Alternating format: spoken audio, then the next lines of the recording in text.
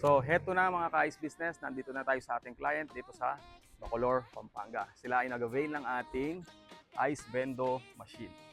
So, i-install na natin to ngayon. Tara, samahan nyo.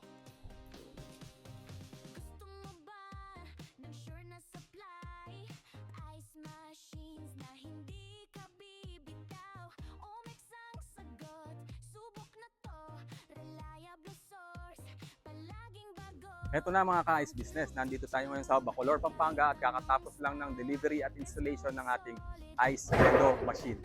So sa mga naghahanap dyan ng passive income, ito na ang hinahanap nyo, 24/7 operation ng ice vendo cube ice maker.